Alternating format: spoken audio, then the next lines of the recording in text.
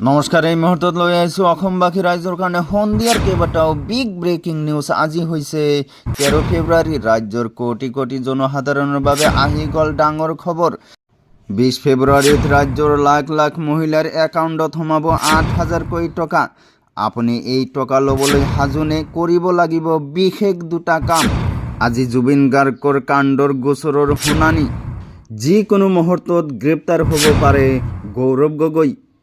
লগতে কেইটামান ৰাজনৈতিক আৰু অৰাজনৈতিক খবৰ যুগুত কৰা হৈছে আজিৰ দিনটোত। গতিকে এনেবোৰ খবৰ নেতো চাই থাকিবলৈ চেনেলটো ছাবস্ক্ৰাইব কৰি ভিডিঅ'টোত এটা লাইক কৰিবলৈ নাপাহৰিব। হয় বন্ধু বান্ধৱীসকল, আজি আমাৰ প্ৰথমটো খবৰ খুবেই গুৰুত্বপূৰ্ণ খবৰ। লগতে অসমবাসী ৰাইজৰ কাৰণে এটা ডাঙৰ খবৰ।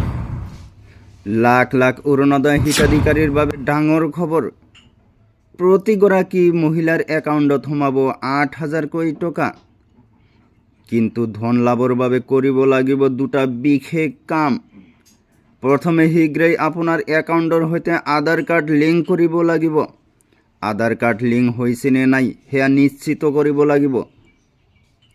বহাগ বিহুৰ উপহাৰ হিচাপে এই ধন দিব চৰকাৰে। নিৰ্বাচনৰ বাবে আগতীয়াকৈ এই ধন প্ৰদান কৰিব চৰকাৰে।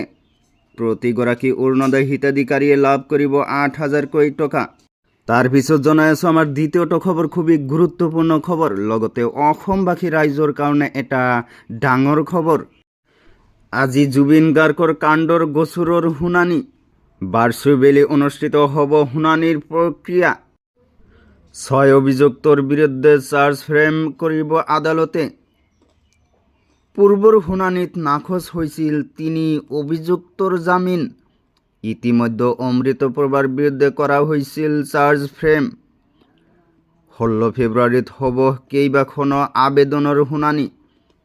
আজি জুবিন গাৰ্গৰ কাণ্ডৰ গোচৰৰ শুনানি। তাৰপিছত জনাই আছোঁ আমাৰ পৰৱৰ্তীটো খবৰ, খুবেই গুৰুত্বপূৰ্ণ খবৰ। লগতে অসমবাসী ৰাইজৰ কাৰণে এটা ডাঙৰ খবৰ। যিকোনো মুহূৰ্তত গ্ৰেপ্তাৰ হ'ব পাৰে গৌৰৱ গগৈ। গৌৰৱ গগৈৰ পাকিস্তান ভ্ৰমণক লৈ চলি আছে তদন্ত প্ৰক্ৰিয়া। অসম চৰকাৰৰ CIDৰ প্ৰতিবেদন দাখিল কৰা হৈছে কেন্দ্ৰীয় গৃহ মন্ত্ৰালয়ক। গৃহ মন্ত্ৰালয়ে সাংসদ গৌৰৱ গগৈৰ সকলো দিশ তন্নতন্নকৈ পৰীক্ষা কৰিব। তদন্ত প্ৰক্ৰিয়া শেষ হ'লেই গৌৰৱ গগৈৰ ঠিকনা হ'ব জেল। গৌৰৱ গগৈয়ে নিজেই পদত্যাগ কৰিব লাগিছিল। গৃহ মন্ত্ৰালয়ৰ তদন্ত হ'লেই হাৰি যাব নোৱাৰিব গৌৰৱ গগৈ। এই মন্তব্য গহপুৰৰ বিধায়ক উৎপল বৰাৰ।